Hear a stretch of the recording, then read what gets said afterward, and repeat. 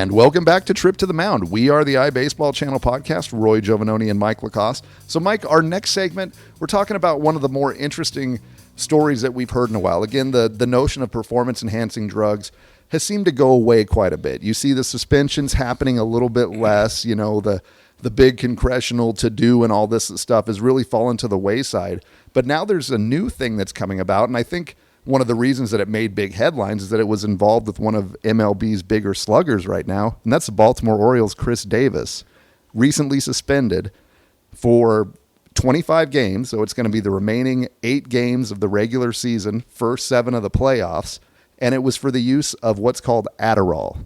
Now, is it something that you've heard of? Was this anything that ever came in the Major League clubhouse during your days? It was not available during my tenure, Roy. And just a little heads up as to what it is. Again, Adderall it's an amphetamine used to treat attention deficit hyperactivity disorder. Mm-hmm. And I believe some similar drugs would be called Ritalin, something like that. And something similar to that prior to that would have been called Dexedrine or Dexamyl. These are all speed. Okay, gotcha. Yeah, because again, they're Yeah, what they're saying, it's an alert builder is really kind of. Well, all I know is if you and I take it, it's gonna, we're gonna be running up and down the hills here in Lemon Cove for 2 or 3 days. Yeah.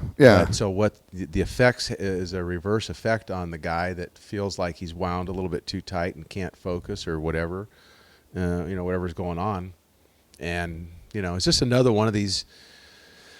I hate to say it, but it's just another one of these MLB things that are, there's so many different layers of, the rules, the regulations, the loopholes, the gray area, the misinformation that both sides have all the time, and it's just ongoing. Yeah, it's a little bit irritating. To be honest with you, and I think it's one of the things that's very confusing about it is, again, when you're talking about it's an alert builder. To a degree, that means that it's something that can enhance your performance. Hence the term performance enhancing. Yeah. So the question is if you have the ability to be a professional athlete, and at the same time you have this, and I'm gonna call it so-called ADD syndrome here, I don't get how you're able to function part of the time and all this time without it, and then all of a sudden you need it. Yeah. I don't get that. Well, and if you go back to one of our previous interviews that we did, which was with Leon Roberts, when we were talking about the player evaluation process, that when guys are looking at young baseball players, you have this section called player makeup. Mm-hmm. And within that, to me, that's the mental makeup of somebody is one of the things that you're talking about at this point. Do you have the ability to focus? Do you have how do you channel this type of thing when all of a sudden you have thousands of people cheering or booing or doing things like this, and how are you reacting to it? And to me, that's a thing that you're making a determination is a make or break as to whether a guy has major league talent, which, again, I find interesting. And what's even more interesting is that this is something that players can get an exemption for. Players are allowed to apply for what's called a therapeutic use exemption, a TUE.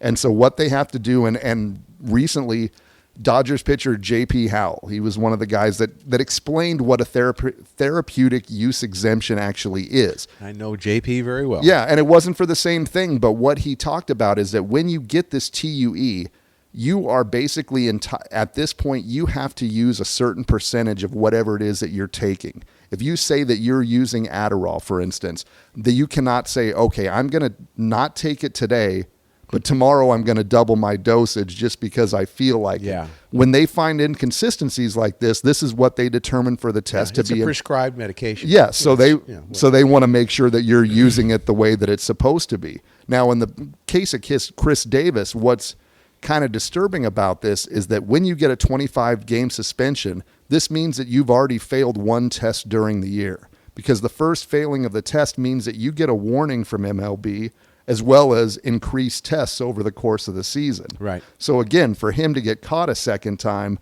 what it does to the Baltimore Orioles going forward is rough. Exactly. It asks the question as to why you would do that, because now you're saying that the guy can't come back.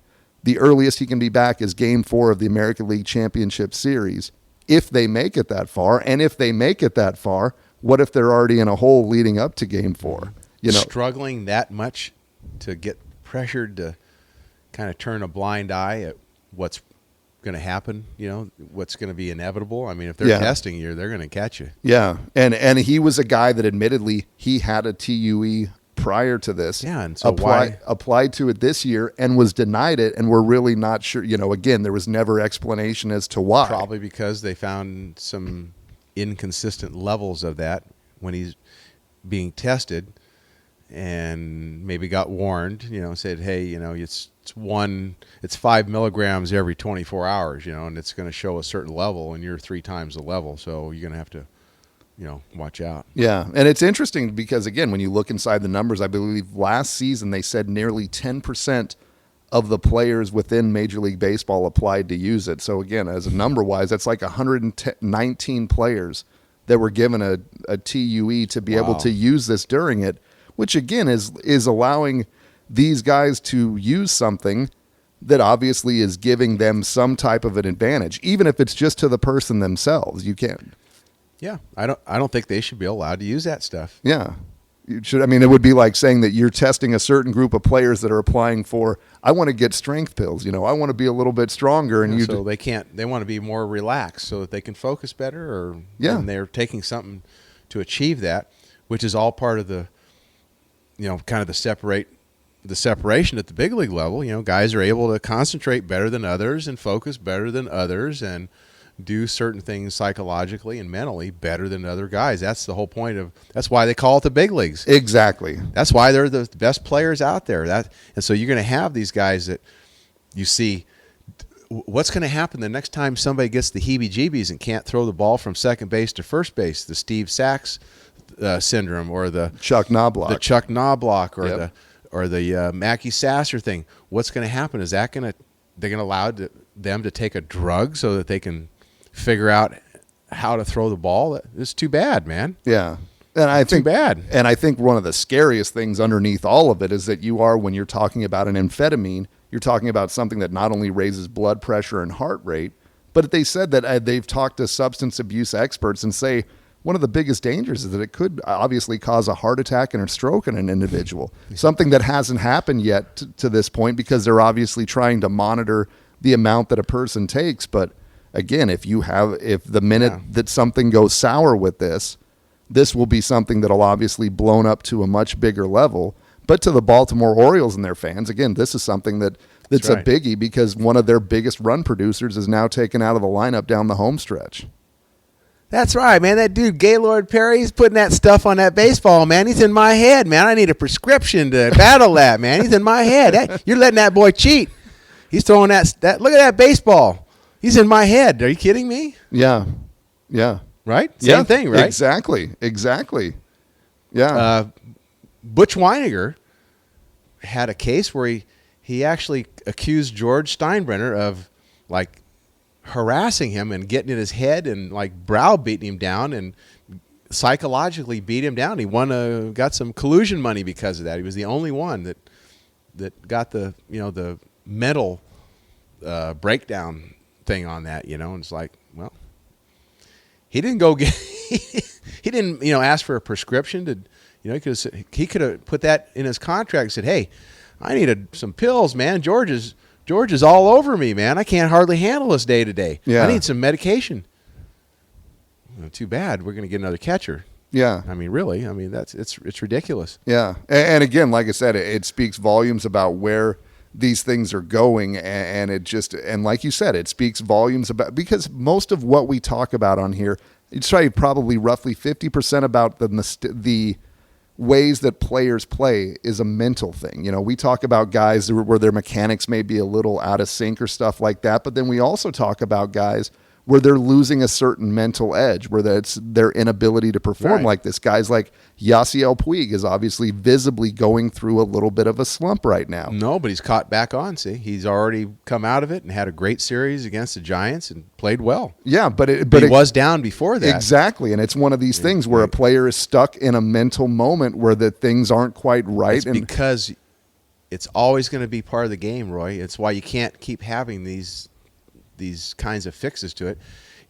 players are always going to be faced with adversity because of the different style and of the players and the development of the athlete over time. And so there's always going to be somebody, like, and then we went from the like this to the puff bras and bang back there, still getting in the head, Yeah. That's why he was so great. Yeah. Because he was in your head. They didn't know what to do about it. Well, Don Sutton, the same way. These guys didn't throw over 88 miles an hour the last half of their career, but they won 300 games because they were in people's heads big time. Yeah.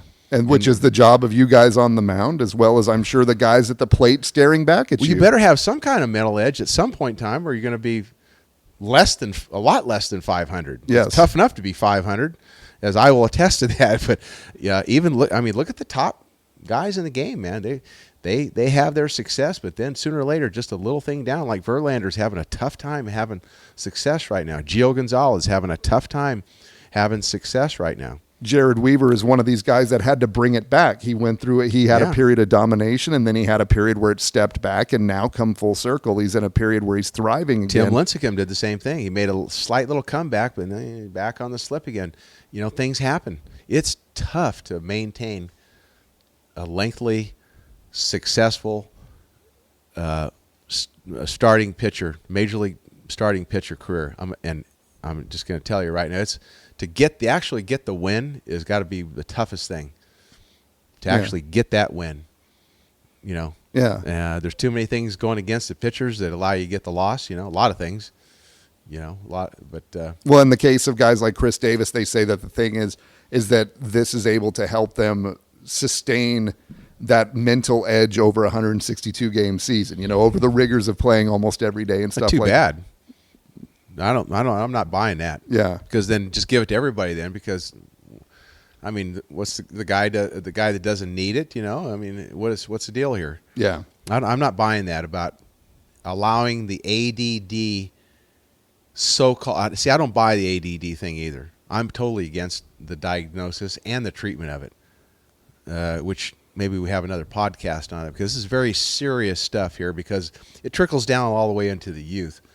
Another subject, but I'm not buying it as far as it being a medical condition that needs to be treated or conditioned or whatever to allow that person to function. It's not like diabetes where you have to have insulin. Something's going to shut down. All right, you made it this far. Junior high, high school, college, minor leagues. Come on. Yeah. Just because of the big leagues now, and it's starting to get tougher and tougher. Now you got to lean on. Too bad. Yeah. That's the way it goes. Yeah. That's why they call it the big leagues, the major leagues. Yeah. Seriously, it's supposed to be like that. Well, it's not supposed to be easy. Remember, only a few. I don't know how many guys put on that major league uniform. Right? There's only X number of guys in the history of the game, so it can't be, and it shouldn't be that easy.